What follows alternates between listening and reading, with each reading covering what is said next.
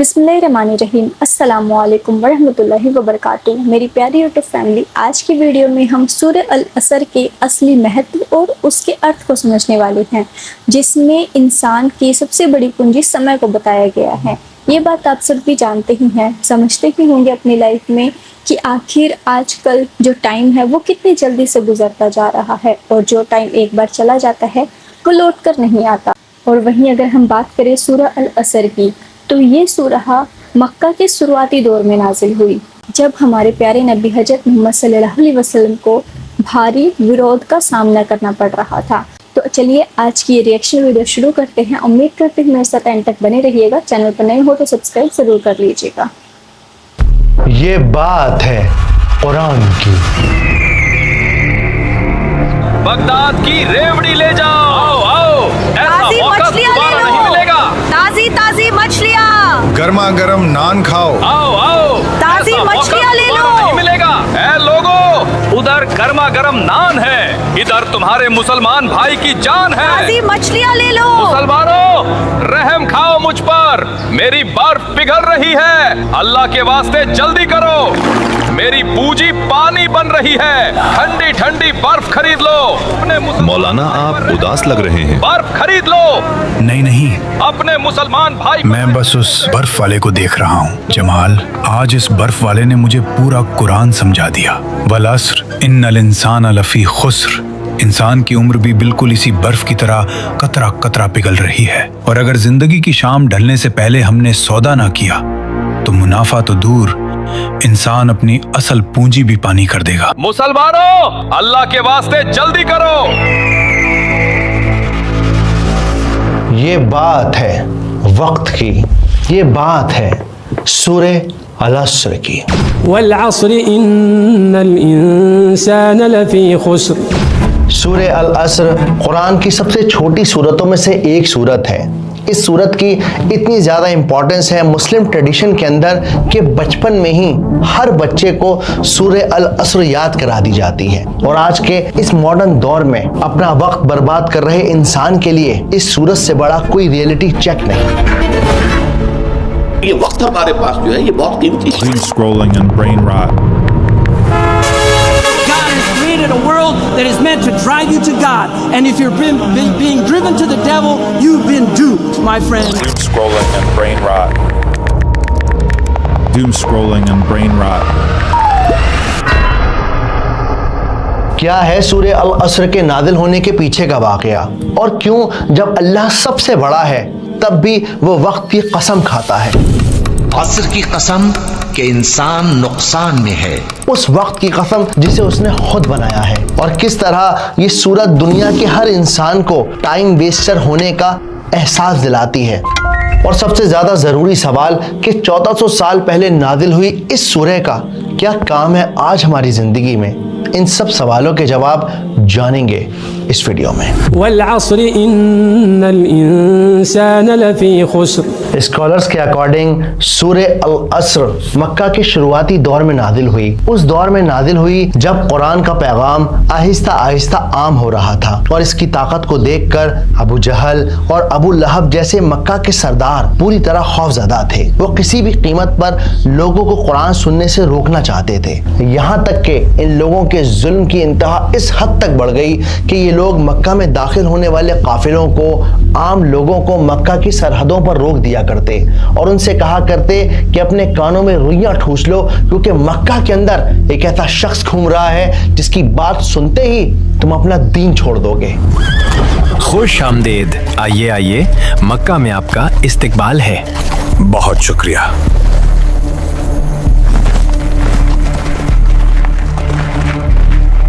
हमें अबू जहल से मिलना है। सरदार अंदर ही है, आइए। सरदार ने काफिले को रुकवा दिया है, क्या तुमने सुना? हाँ, मैं भी देख कर आ रहा हूँ, शायद वो इधर ही आ रहे हैं। अबू जहल, तुमने हमारा काफिला क्यों रोका? क्या तुम जानते हो मैं कौन हूँ? आप कौन है? मैं अच्छी तरह जानता हूँ। आपको रोकने के पीछे मेरा एक मकसद है। कैसा मकसद? गुलाम। जी सरदार। आप लोग रुई उठा लीजिए। इसका क्या करना है? ये रुई अपने कानों में डाल लीजिए। ये कैसा बेहुदा मजाक है? ये कोई मजाक नहीं है। मक्का में एक ऐसा जादूगर घूम रहा है जिसकी बातों में अजीब कशिश है। जो भी उसके लफ्ज सुनता है वो अपने बाप दादा के दीन से फिर जाता है। लात और उज्जा की कसम, ये तो बड़ी फिक्र की बात है। इससे बड़ी बात तो ये है कि वो मेरा भतीजा है।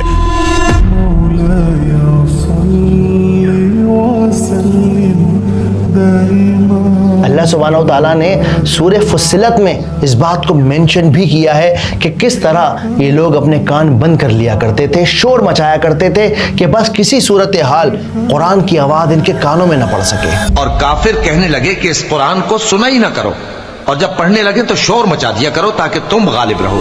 वो कहते हैं ना कि बंदा प्लान बनाता है और अल्लाह मुस्कुराता है। इसीलिए मक्का के इन जालिमों का प्लान बिल्कुल फेल होता रहा, क्योंकि जब आप कुरान मजीद के आखिरी हिस्से को खोलेंगे तो आपको वो सारी सूरतें नजर आएंगी जो मक्का के अर्ली पीरियड में नाजिल हुई। और ये सारी सूरतें इतनी छोटी हैं कि कानों में उंगलियां जाने से पहले ये सूरतें दिल में उतर जाया करती थी। और ऐसा कई बार हुआ कि लोगों ने कोशिश की कि वो कुरान मजीद को ना सुने, लेकिन जैसे ही कुरान मजीद का कलाम उनके कानों में गया वो बात उनके दिल में उतर गई और वो सोचने पर मजबूर हो गए कि ये बात हो क्या रही है, ये तो कोई इंसानी कलाम नहीं। क्या आपको मोहम्मद के कलाम से डर नहीं लगता जो आपने अपने कानों से रुई निकाल दी? आप तो कह रहे थे कि जादुई कलाम लोगों को उनके दीन से दूर कर देता है। शाजिया, अल्लाह की कसम उस कलाम के कुछ लफ्ज कान में पड़ते ही मैं बेचैन हो गया। न जाने क्यों, पर मुझे वो कलाम सच्चा लगता है। इसलिए आज मैं उसे सुनने के बाद ही फैसला करूंगा कि कौन झूठा है और कौन सच्चा। बेहतर। खैर छोड़ो ये बात, अब मैं चलता हूँ। आप बेफिक्र होकर तिजारत के लिए जाइए।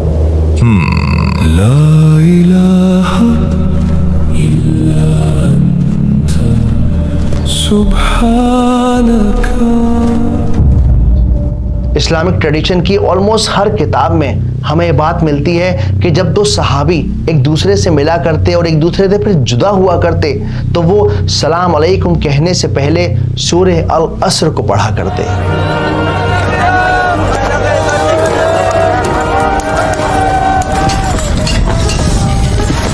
माशाअल्लाह, मक्का में भी भीड़ बढ़ने लगी है। इस बार हाजियों की तादाद काफी है। अल्लाह का शुक्र है, इसी वजह से कमाई भी बढ़ रही है।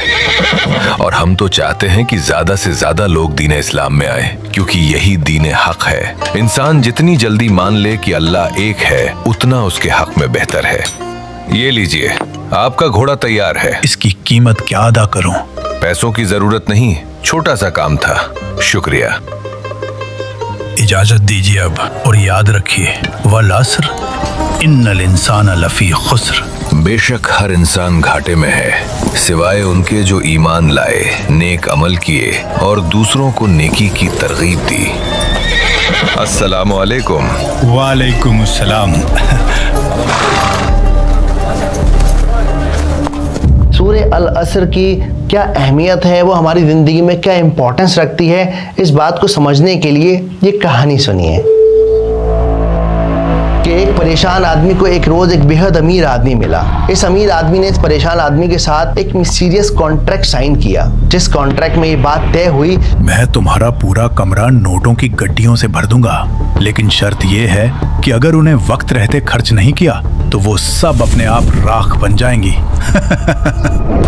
ये गरीब आदमी मान गया और कॉन्ट्रैक्ट साइन होते ही खाली कमरा नोटों से भर गया। शुरुआत में उस आदमी ने खूब मेहनत की, पहले एक नया घर लिया, फिर एक चमकती हुई गाड़ी ली, फिर अपने हर अरमान हर शौक को पूरा करता चला गया। और जब इस आदमी का दिल इस दुनिया की लज्जतों से भर गया तब उसने सोचा कि लाओ इस पैसे को थोड़ा बहुत सही जगह भी खर्च कर देता हूँ। और इसीलिए उसने कुछ अस्पताल बनवाए, कभी किसी गरीब की झोपड़ी को मकान में बदल दिया, कभी किसी गरीब को खाना खिला दिया। लेकिन हर गुजरते दिन के साथ ये नोट धीरे धीरे धीरे कम होते रहे। इसकी आंखें दुनिया की रौनक से इतनी चौंधिया गईं कि इसे इन नोटों का ख्याल न रहा। वो भूल गया कि एक कमरा है जहां इस लम्हे भी हर सेकंड उसकी दौलत राख हो रही है।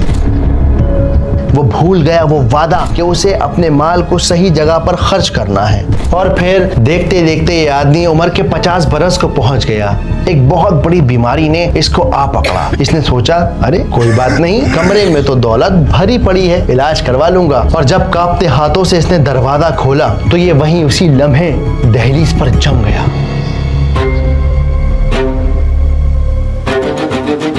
हर गड्डी हर नोट राख बन चुका था और उस राख के ढेर में अभी भी एक नोट बाकी था। और जैसे ही उसने वो आखिरी नोट उठाया वो नोट भी राख बनकर बिखर गया। और ये मंजर देखते ही वो आदमी वहीं जमीन पर गिर पड़ा। इस कहानी में जो नोटों की गड्डियां हैं ना, वो असल में हमारा वक्त है। वो वक्त जो अल्लाह सुब्हानहू व तआला हमारी जिंदगी के अकाउंट में हमारे पैदा होने से पहले ही क्रेडिट कर देता है। अब आप इस वक्त को खर्च करें या ना करें, इसको सही जगह लगाएं या ना लगाएं, आप इसे फजूल चीजों में लगाएं या फिर काम के मकसद में खर्च करें, ये वक्त खत्म होता चला जाएगा। और एक दिन जब हम दरवाजा खोलेंगे तो वक्त की सारी गड्डियां गायब हो चुकी होंगी। और उस लम्हे जब बंदा अपने रब से मिलेगा तो कहेगा क़ाला रब्बी उर्जिऊन, ऐ मेरे रब मुझे वापस भेज दे, मैं वापस से तेरी इबादत करूंगा, मैं वो काम करूंगा जो एक्चुअल में मीनिंगफुल है। मौत बरहक है बस जो है तेरे पास, यही वक्त है। हमने अभी जाना कि इस दुनिया में जो सबसे बड़ा इन्वेस्टमेंट है, जो सबसे बड़ी पूंजी है इंसान के पास, वो उसका वक्त है। अबू अरवा, वो सूरत तो सुनाओ जो नबी पर नाजिल हुई थी, क्यों नहीं? बिस्मिल्लाहिर्रहमानिर्रहीम वल अस्रि इन्नल इंसान लफी खुस्र इल्लल्लज़ीना आमनू व अमिलुस्सालिहाति व तवासौ बिलहक़्क़ि व तवासौ बिस्सब्र। कुरान मजीद का जो मेन टॉपिक है, मेन सब्जेक्ट है, वो है हिदायत, यानी कि इंसान को गाइड करना प्रैक्टिकल और स्पिरिचुअल दोनों लेवल पर। इमाम शाफी के अकॉर्डिंग कुरान मजीद के अंदर कोई और सूरत नाजिल ना हुई होती तब भी ये इंसान के लिए काफ़ी थी, इनफ थी। इस सूरत को समझने के लिए हमें पहली और दूसरी दोनों आयतों को एक साथ समझना होगा। तो पहली और दूसरी आयत क्या है? वल अस्र इन्नल इंसान लफी खुस्र, कसम है ज़माने की कि बेशक इंसान खसारे में है, नुकसान में है। लेकिन यहाँ पर एक बड़ी हैरान करने वाली बात है कि भाई कसम अपने से बड़ी चीज़ की खाई जाती है सामने वाले को इस बात का यकीन दिलाने के लिए कि मैं झूठ नहीं बोल रहा।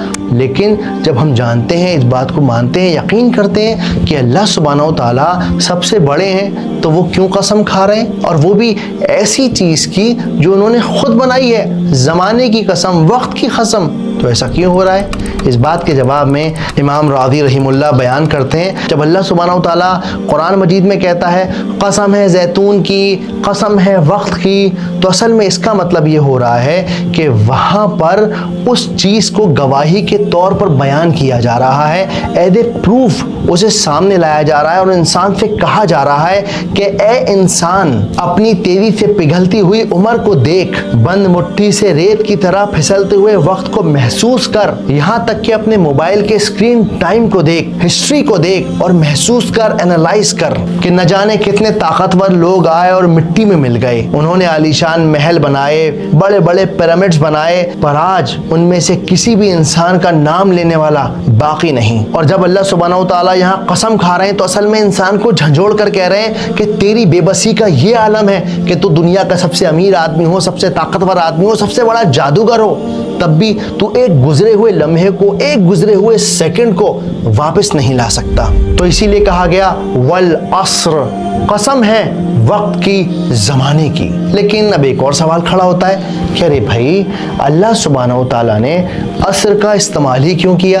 वक्त के लिए तो अरबी ज़बान के अंदर और भी बहुत सारे लफ्ज़ मौजूद हैं जैसे ज़मान या ज़माना है, जैसे वक्त है, जैसे दहर है, जैसे हीन है। तो जब इतने सारे लफ्ज़ पहले ही अरबी ज़बान में मौजूद हैं तो फिर असर के लफ्ज़ को इस्तेमाल करने के पीछे का क्या राज है? इस बात को रागिब अल अस्फ़हानी अपनी किताब में मेंशन करके बताते हैं कि असर के लफ्ज़ के अंदर अरबिक में असल में 3 लफ्ज़ और छुपे हुए हैं। असर का लफ्ज़ असारा से निकला है जिसका मतलब होता है निचोड़ना। हर एक गुजरते लम्हे इंसान की उम्र बढ़ती चली जा रही है, वो कमज़ोरी की तरफ कदम बढ़ाता चला जा रहा है।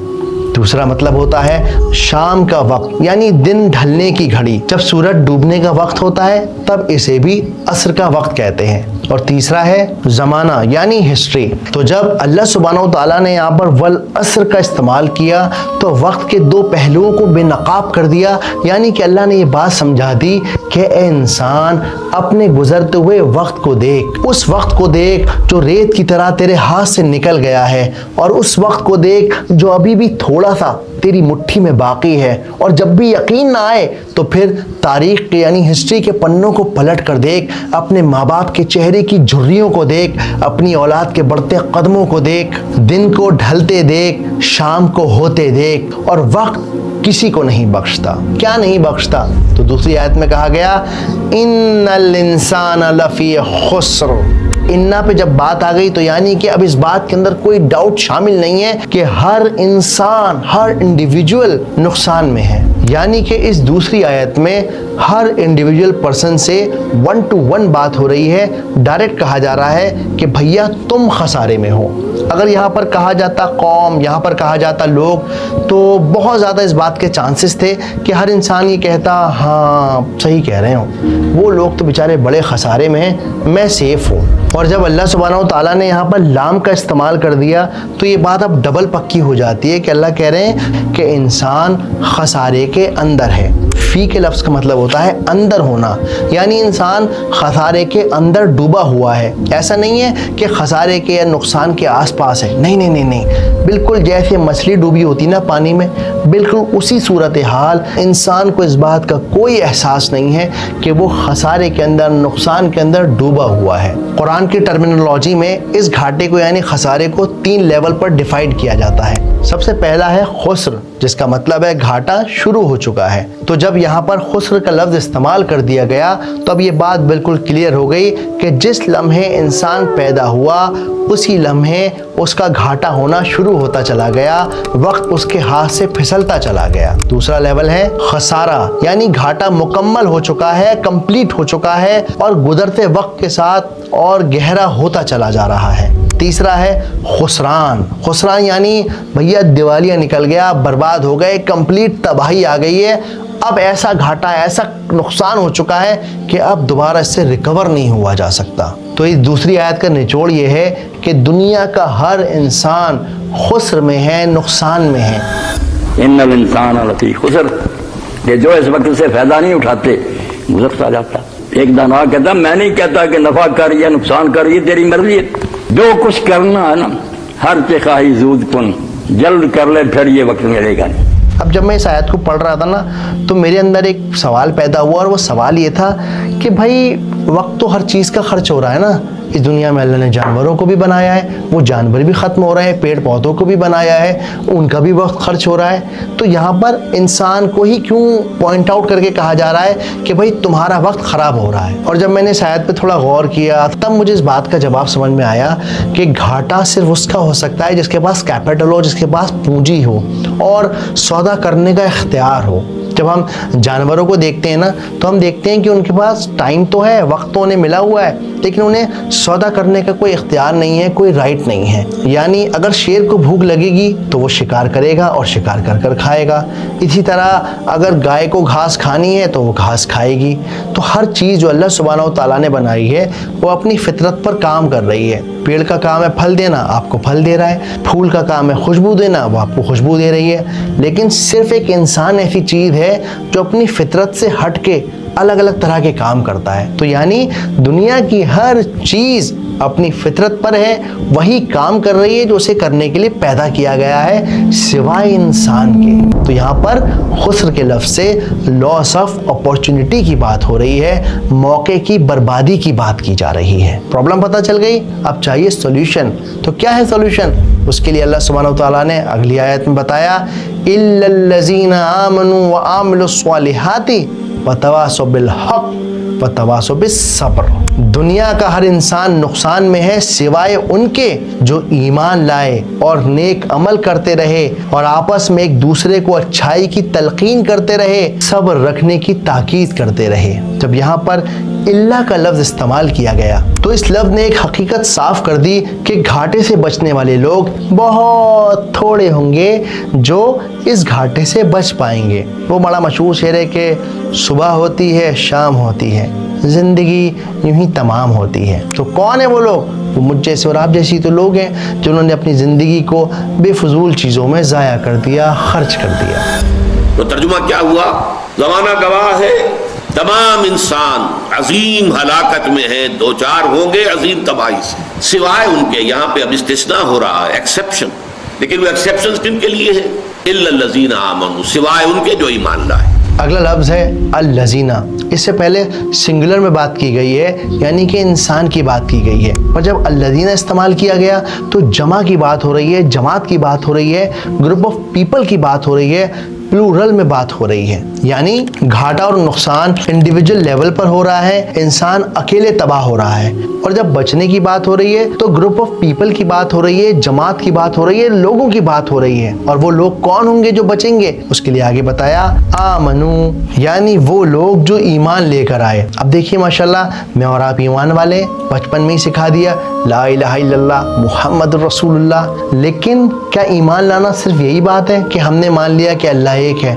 ऐसा बिल्कुल नहीं है, क्योंकि शैतान भी तो मानता है कि अल्लाह एक है, बल्कि उसने तो अल्लाह सुब्हानहू व तआला से 1 to 1 बात भी की है। जब हम इस लफ्ज़ की गहराई में पहुंचते हैं ना, तो स्कॉलर्स कहते हैं कि ईमान के 2 लेवल होते हैं। सबसे पहला लेवल होता है कि इंसान अपने दिल से माने और यकीन करे कि अल्लाह एक है, और फिर दूसरा लेवल है कि इंसान अपने दिमाग से इस बात का यकीन करे कि हाँ अल्लाह एक है और जो उसने हुक्म दिया है वो मुझे मानना है। लेकिन जनरली हम लोगों के साथ क्या होता है कि हम दिल से तो मानते हैं कि अल्लाह एक है, लेकिन दिमाग से नहीं मानते कि अल्लाह एक है। कैसे? अगर इस बात पे यकीन हो कि जिस लम्हे मैं इस कागज़ पर साइन करता हूँ कि हाँ जी मैं क्रेडिट कार्ड लेने को तैयार हूँ, मैं EMI पर सामान लेने को तैयार हूँ, अपनी छोटी और बड़ी ज़रूरतों के लिए उधार लेने को तैयार हूँ जिसमें ब्याज शामिल है, उसी लम्हे मैंने अल्लाह सुब्हानहू व तआला से जंग का ऐलान कर दिया। ये ऐलान कर दिया कि हाँ जी होती है जंग, होती रहे, मैं लड़ूंगा अल्लाह सुब्हानहू व तआला से। तो क्या हुआ कि हम दिल से तो अल्लाह को मानते हैं लेकिन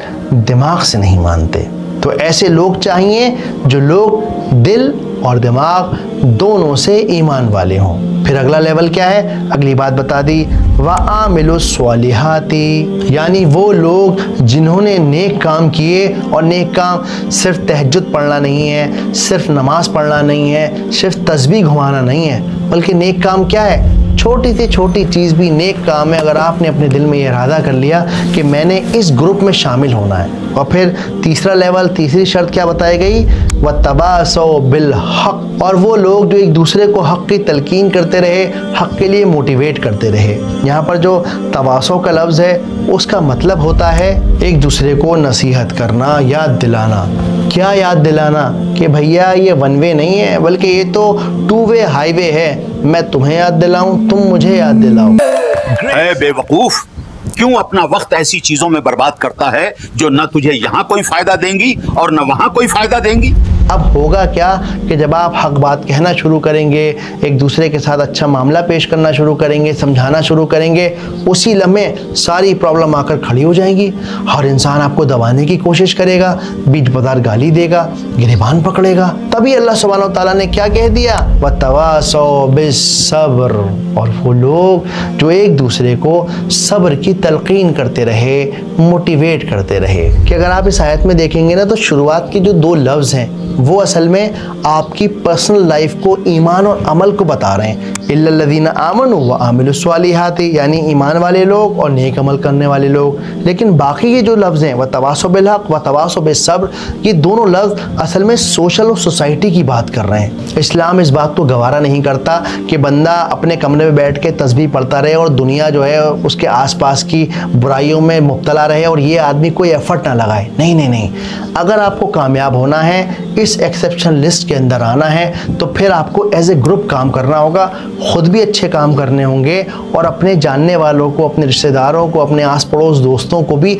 अच्छे काम करने की दावत देनी होगी। और अगर आप ऐसा नहीं करते तो फिर आप इस एक्सेप्शन लिस्ट से बाहर हैं। और इस पर बस नहीं करते, फिर वतवासौ बिल हक़, आपस में एक दूसरे को ताकीद करते रहते हैं। साथियों की वो एक काफिला होता है, जमात होती है, जिसको देखते हैं कि ये पीछे रह रहा है, गिर रहा है, उसको उठाते हैं, साथ लेकर चलते हैं। सही बातें जो दीन ने बताई वो एक दूसरे को सिखाते रहते हैं। ये तालीम होगी। अगली आयत, अरे अगली आयत तो है ही नहीं, सिर्फ 3 आयतों के बाद बात खत्म हो गई। लेकिन यहाँ पर इनाम की तो बात ही नहीं हो रही, ये बताया ही नहीं जा रहा कि भाई क्या रिवॉर्ड मिलेगा। ठीक है, अगर हम इस कैटेगरी से बच गए तो मिलना चाहिए ना, जन्नत मिलेगी और हम लोग हूरों के साथ रहेंगे, कोई रिवॉर्ड की बात ही नहीं की जा रही। तो ऐसा क्यों किया जा रहा है? जब हम इसको थोड़ा सा डीप में पढ़ते हैं ना, तो स्कॉलर्स के अकॉर्डिंग इस सूरत के अंदर रिवॉर्ड की बात ना होना असल में सूरत को बेइंतहा पॉजिटिव बनाता है। ये बात समझाता है कि इंसान अभी भी, आप बाजार के अंदर खड़े हुए हो, वक्त अभी भी आपकी मुट्ठी में है। जो बर्बाद हो गया सो हो गया, कोई नहीं। लेकिन इस लम्हे अभी अगर सांस चल रही है तो दुनिया के बाजार में सौदा जारी है। अभी भी तुम चाहो तो इस वक्त को सही से यूटिलाइज कर सकते हो, इन 4 शर्तों को पूरा कर सकते हो। और जो इंसान इन 4 शर्तों को पूरा कर लेगा वो नुकसान से बच जाएगा। और जो इंसान नुकसान से बच जाएगा, ऑटोमेटिक सी बात है कि वो फायदे में ही होगा। मौत बरहक है, बस जो है तेरे पास यही वक्त है।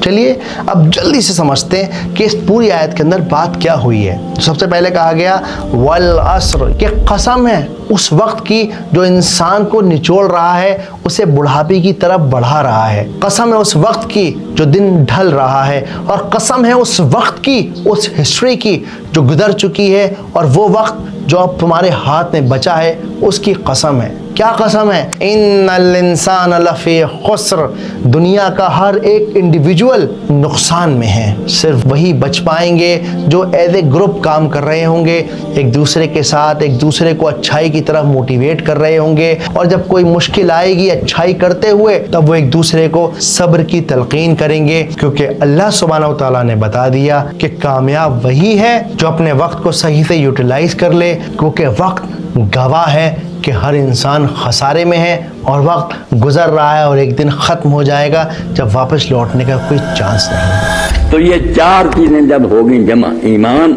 नेक अमल और लोगों को भी दीन की तलकीन, और फिर खुद भी और साथियों को भी साबित कदम रखने की कोशिश, अल्लाह फरमाता है ये नहीं खसारे में, इनकी ज़िंदगियाँ कारआमद हैं, कामयाब हैं। चलिए अब हम समझते हैं कि ये सूरत हमारी आज 2026 में हमारी ज़िंदगी को किस तरह से इम्पैक्ट करती है, क्या रेलेवेंस है इसका। हम अक्सर प्रोक्रेस्टिनेट करते रहते हैं। सूरह अल अस्र हमें समझाती है कि आपके अकाउंट के अंदर फ्यूचर तो है ही नहीं, बात तो सारी प्रेजेंट टेंस में हो रही है, जो है अभी है, इसी लम्हे है। इसीलिए अभी करूँगा, कल करूँगा, हो जाएगा, ये सब अपनी ज़िंदगी से निकाल दीजिए। जो भी करना है इसी लम्हे करिए, ताकि आप अपनी फैमिली के, इस दुनिया के काम आ सकें, एक नेक स्वाले इंसान बन सकें।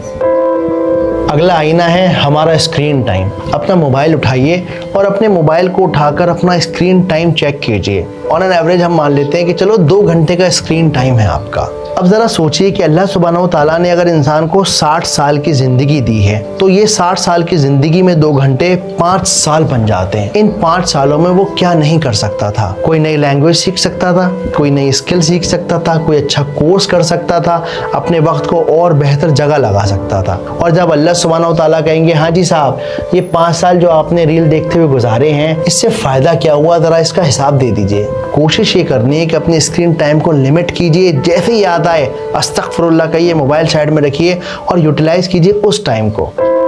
दुनिया की जितनी भी सेल्फ हेल्प बुक हैं, जितने भी बड़े बड़े मोटिवेटर्स हैं ना, वो सब आपको बताएंगे कि अगर जिंदगी के अंदर कामयाब होना है तो ब्लाइंडर्स लगा लो घोड़े की तरह, अपने ऊपर फोकस करो और आगे बढ़ते रहो। लेकिन कुरान हमें सिखाता है कामयाब होने की शर्त यह है कि आप अपने साथ साथ दूसरे को भी कामयाबी की तलकीन करें। तो आज क्यों ना सूरज डूबने से पहले कोई ऐसा दोस्त बनाया जाए जिसे ये सूरत को समझाया जाए। क्यों ना आज अगली नमाज में वल अस्र इन्नल इंसान लफी खुस्र पढ़ी जाए।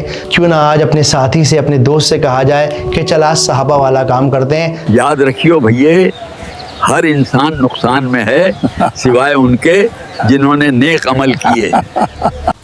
अल्हम्दुलिल्लाह, सूरह अल असर हमें बताती है कामयाब जिंदगी के 4 अहम पिलर हैं। पहला ईमान, दूसरा नेक अमाल, तीसरा हक की नसीहत और चौथा सब्र। अगर हम इन 4 चीज़ों को अपनी ज़िंदगी में लाने की कोशिश करें तो हम उस नुकसान से बचने की राह पर हैं जिसका जिक्र अल्लाह ने इस सूरह में किया है। आपको ये वीडियो कैसी लगी है कमेंट करके ज़रूर बताइएगा। क्या आपने कभी सूरह अल असर के असली महत्व को समझा है? कमेंट करके अपना ओपिनियन ज़रूर शेयर कीजिएगा। अगर वीडियो अच्छी लगी हो तो एक लाइक, शेयर और चैनल को सब्सक्राइब करना मत भूलना। इंशाल्लाह मैं मिलूंगी आपसे किसी नेक्स्ट वीडियो के साथ। आप सब अपना ख्याल रखें, खुश रहिए और मुझे भी अपनी दुआओं में याद रखिए। अल्लाह हाफिज़।